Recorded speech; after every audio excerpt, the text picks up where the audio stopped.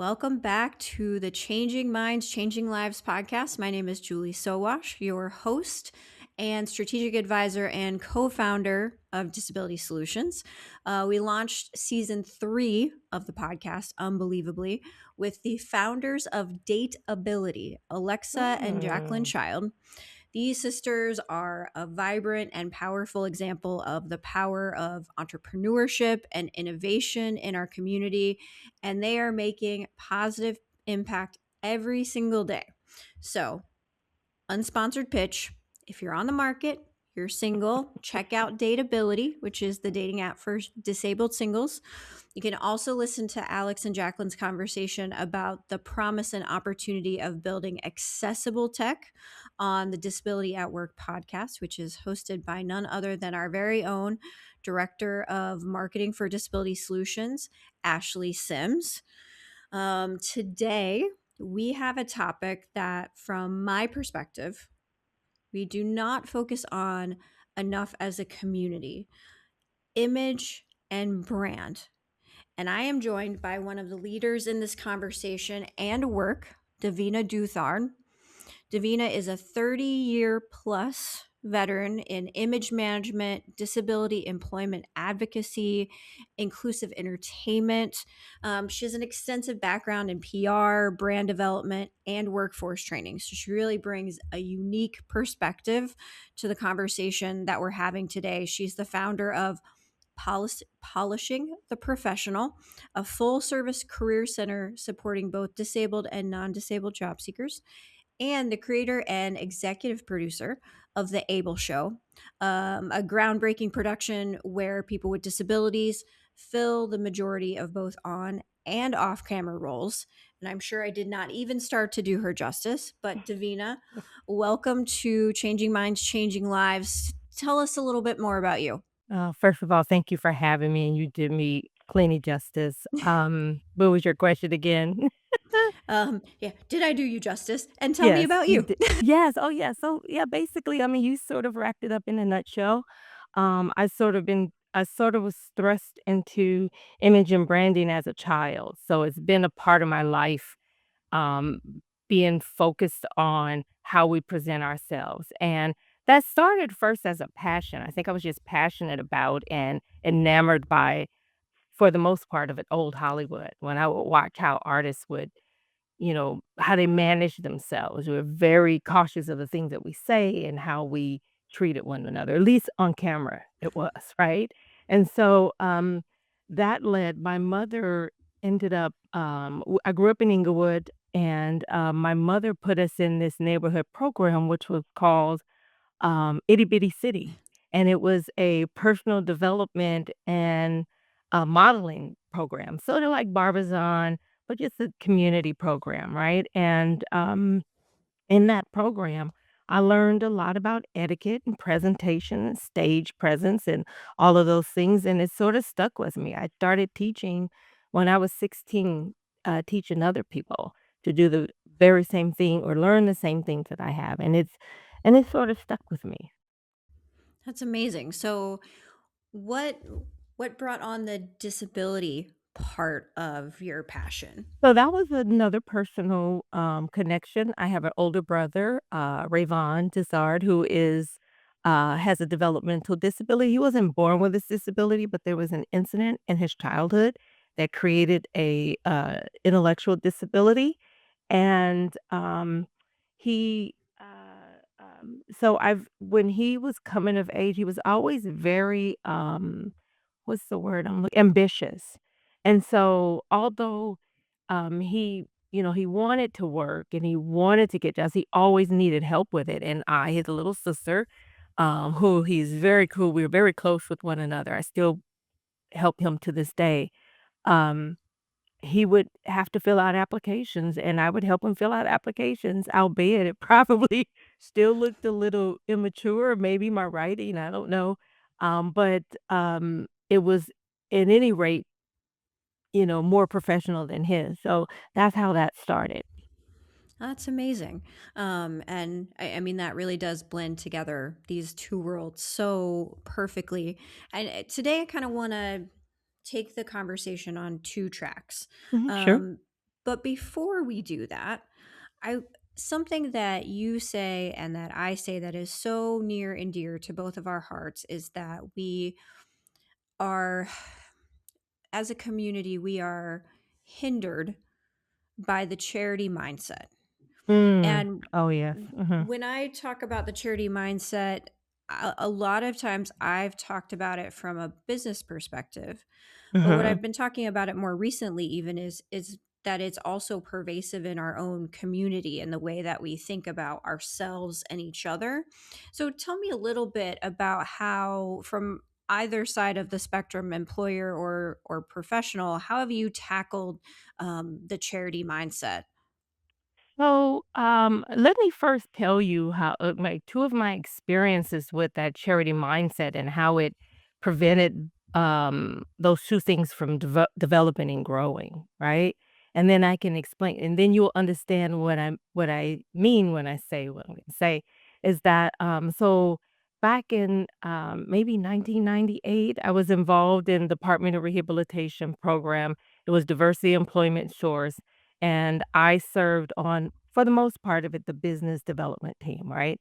And I was the only one in there for a while that was from the profit world, because before I got into the disability world, I was in the for-profit world and still am, but that was my background. That was my experience. And when we sat in the meetings, all of the conversation was about how can we get someone to come do this for us? Like, um, we needed to give this thing away free, in order to get important people in the room. And I also, this is probably in this 2014, I was awarded a different contract under the Department of Rehabilitation, and the contract was for a training. My job placement skills have been very successful. I helped Easter Seals, which was struggling at the time that I started working with them. They had never made a placement in, I think, the 30 years they had a contract, because it was just, they just didn't really get it. If they did, maybe it was one or two placements. I don't know. From my memory, was none. And we became one of the best job placement agencies in at least in the Los Angeles area that I know for sure. So we did very well. But I received this contract from Department of Rehabilitation to travel the state of California and show other people how to do job placement. And one of the resounding things that came up over and over and over again was, how do we get the employers to hire our people with disabilities? And there was that question again, like the devaluing of of ourselves and of the people and what we bring to the table. And my lesson in there, and one of the things that I explained to, the attendees was, and also in diversity employment source, there was another guy who came in later on, Bill, what was Bill's last name? He was, the president of HB Drollinger Company, so he came from a for-profit world, and he was very aggressive with it. But when we changed that mindset, we went from a small community, uh, uh, uh, job fair to maybe, like, having 20 people or so show up to an annual job fair that we had, like, 5,000 people coming through that job fair in a short period of time. And the same thing with the, attendees for the training. One of the things that I had to explain to them is that the first thing you have to understand is you're not asking the employer for anything free. You're helping them. You're helping them to fill a role that they need to fill.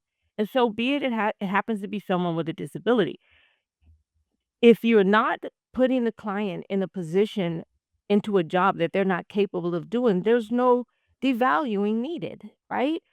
You're not I'm not asking to you to hire someone or get someone a job who has no astronaut skills to be an astronaut. You don't have I'm not asking someone that doesn't have any graphic design skills not to be a graphic designer. If they know if they're or a whiz at graphic design, but perhaps they have autism and so they don't have the social interaction skills perhaps that they need that we would assume they need to work, you're not asking for a favor. You're helping them to fill a role that they need to fill, and by chance, you happen to have someone who can do it. So if you focus on what someone actually can do and move from that perspective, then you'll find that you're not asking for charity anymore. You're not coming from a charity mindset. You're coming from, I here it is. I have something to offer, and here's what I have to offer. That's just one of the best examples that I've heard from delivered from our side of the table is Uh-huh. that we had to change first our mindset about what our capabilities were and what we were bringing to the table versus what we were requesting. Uh-huh. So please go ahead. That was outstanding.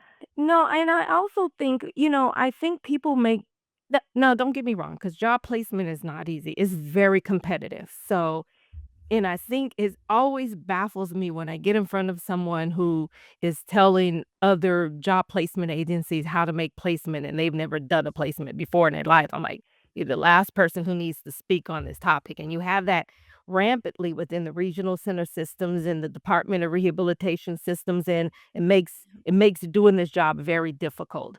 But what I also do say is that um think about it. I think people make placement so difficult, right? It's not rocket science. Think about it from your own perspective. When you go out looking for a job, do you go looking for the CEO of a company position if you haven't had any skills to lead up to that? No. If you know this is your first job, you think about the things that you like to do. Would you want to work in fast food or retail, or go into a corporate environment depending on what background skills you have? You want warehouse if you like picking up lifting things.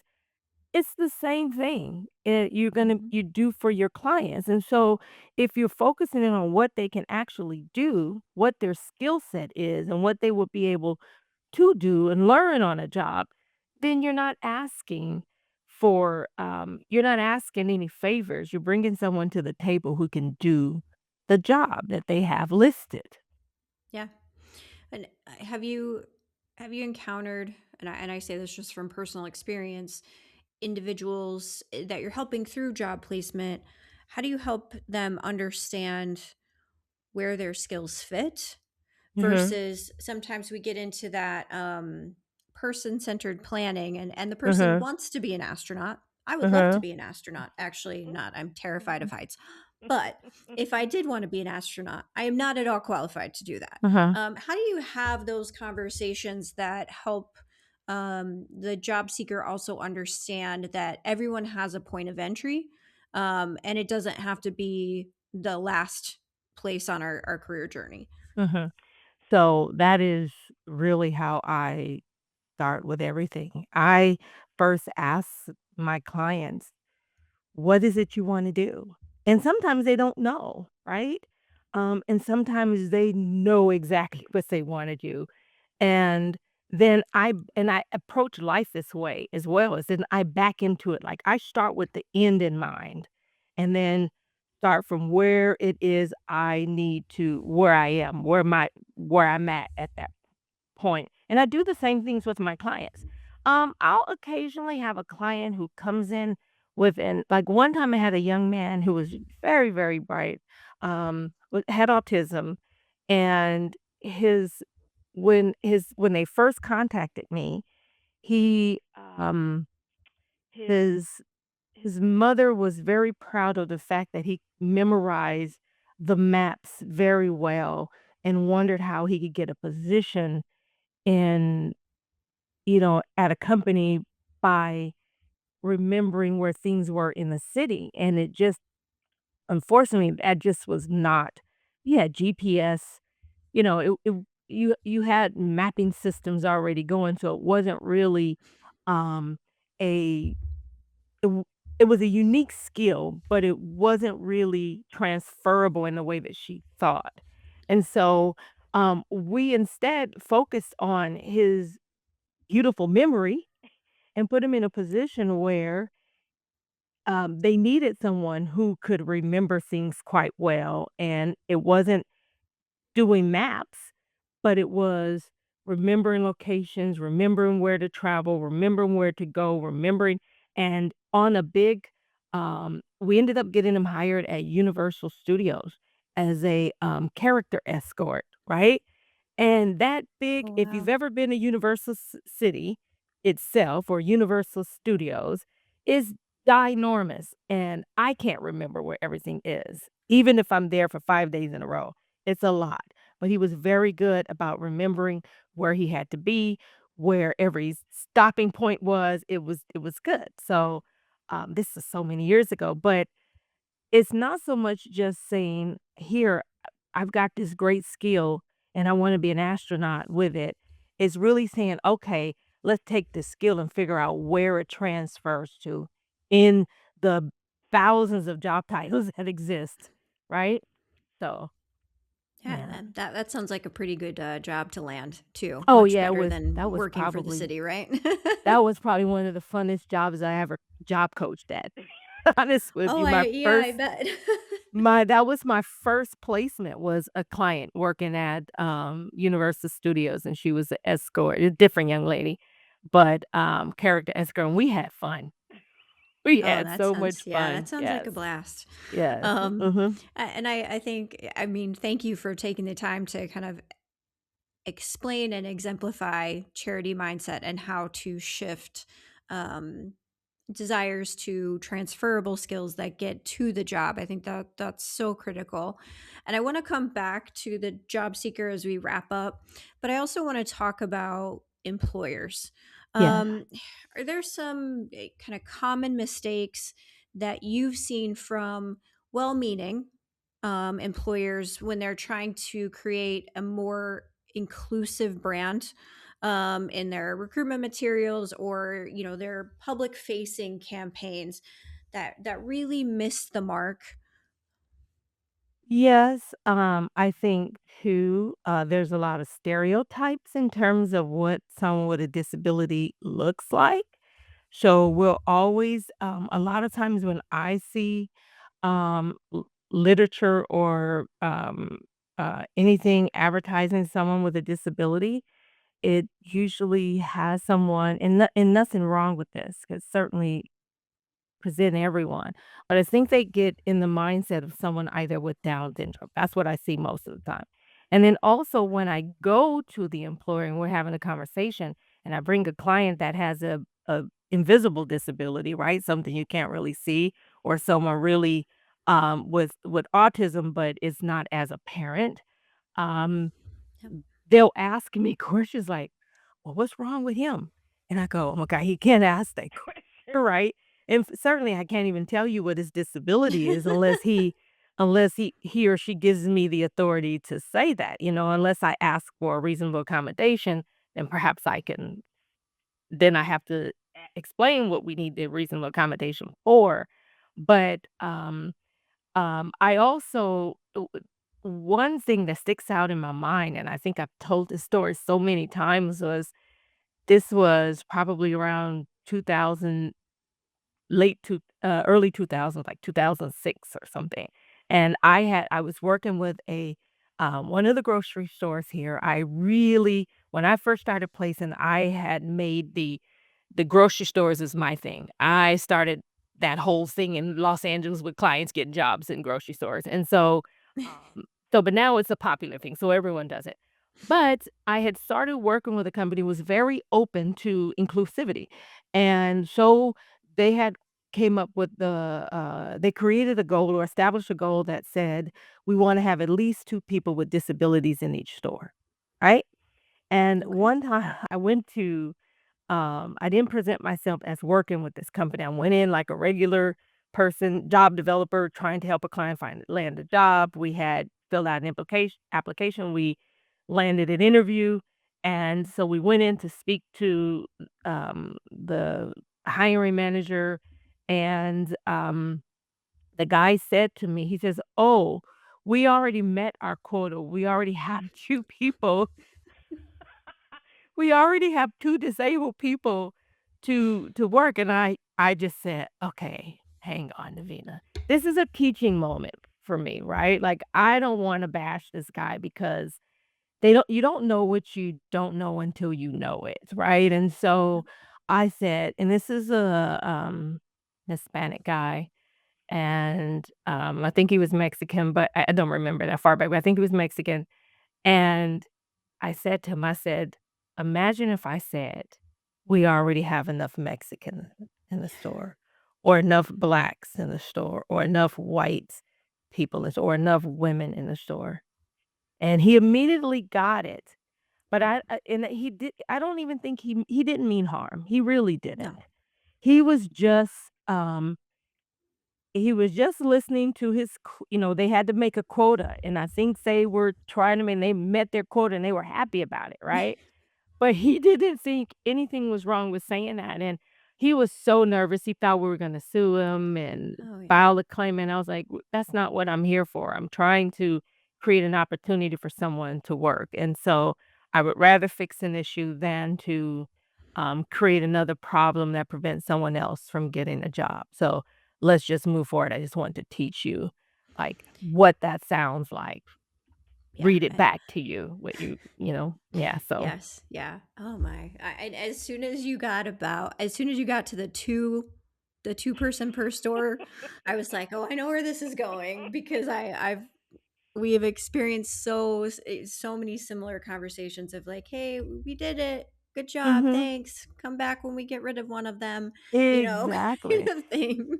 And I think what and I here's something that I think that I would love to do, and I set out to do it years ago and just never really done enough of it, but really having conversations and speaking with employers on a regular basis about inclusion. Especially right now in this climate, Yeah. it's terrible. Yes. But, um, I just think I don't think they're really trying to be insensitive um or to discriminate for the most part. There are some that are that way.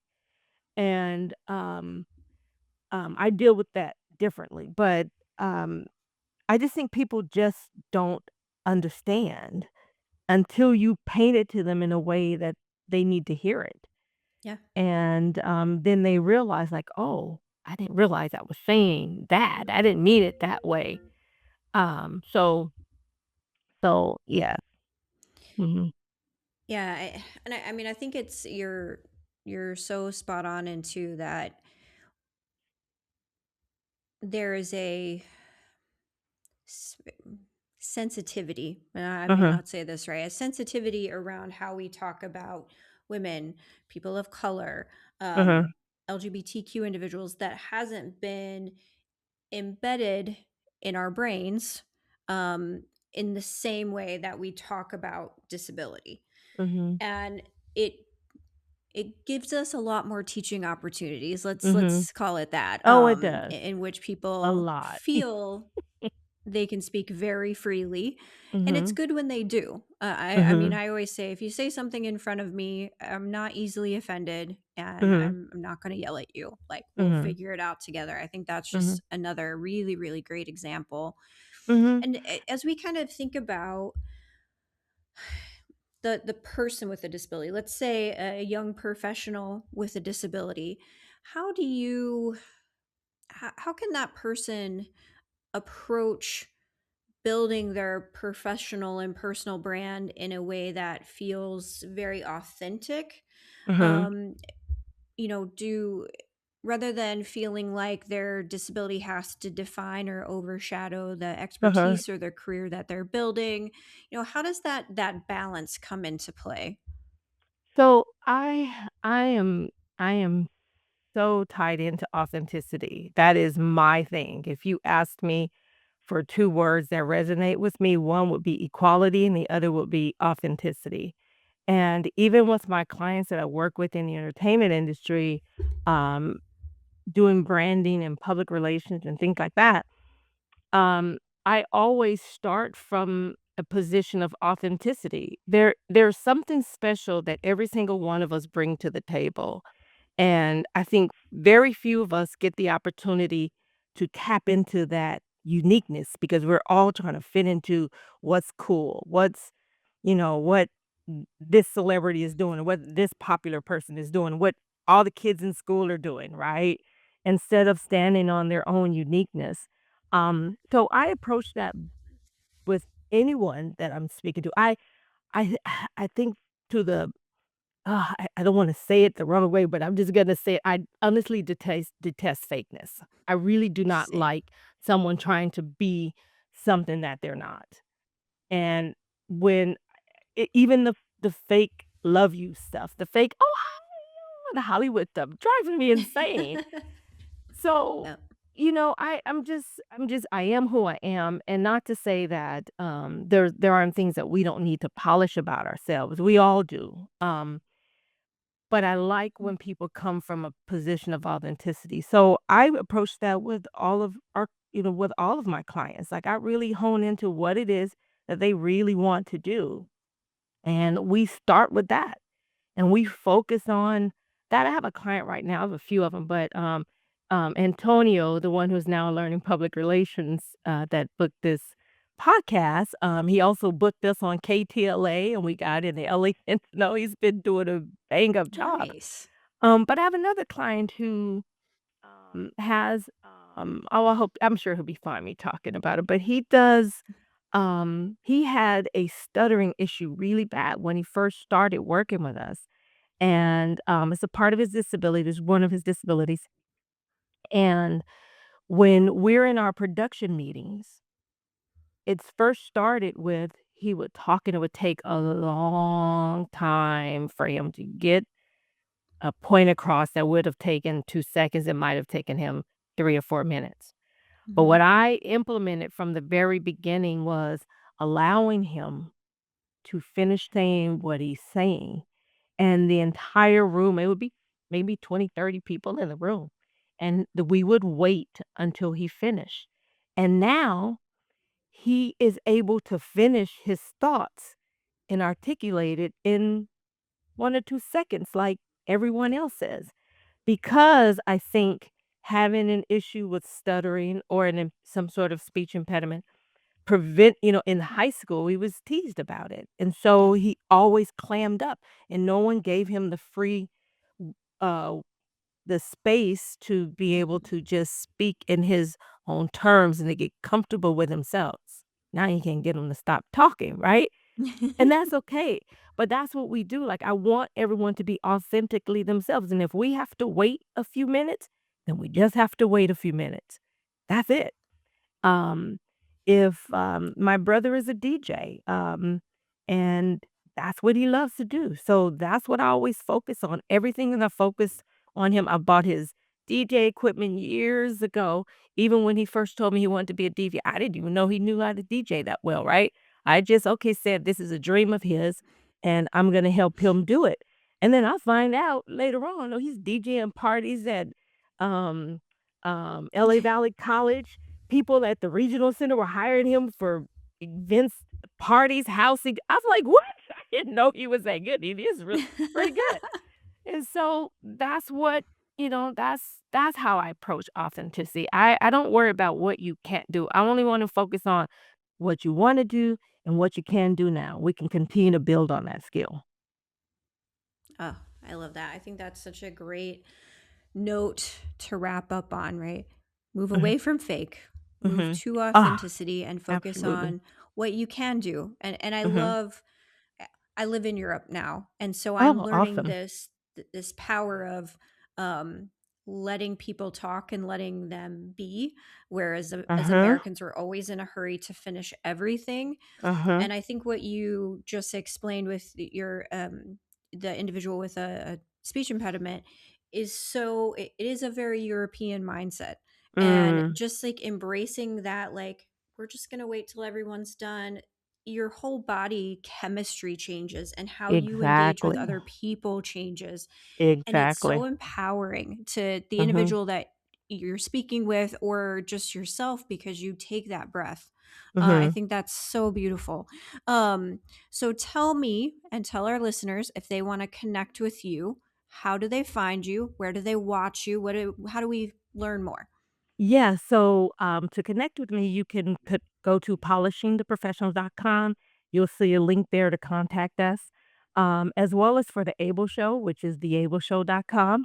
You can watch our episodes. We have about 80 episodes, 2 seasons, we're currently on YouTube. We are actually heading into our 3rd season, and we are reformatting things a little bit, so we'll end up on our own site. All of our You can actually get our episodes on our site as well, but a lot of people watch YouTube, so Oh, yeah. that's fine as well. Those are the 2 best ways to reach us. We're always interested in interviewing. We interview a lot of celebrities here in Hollywood, but we also are interested in interviewing very special people that are in the disability space. And Nice. so, and it's always an in camera, it's on camera, on set interview. So it's not Nice. podcast. I mean, it's not a Zoom thing. We can't Zoom in. So you have to be here in Los Angeles. So just like to Very say good. that. Yes. Mhm. Yeah, no, that's amazing. So thank you so much. This has been Thank you so for having fun. me.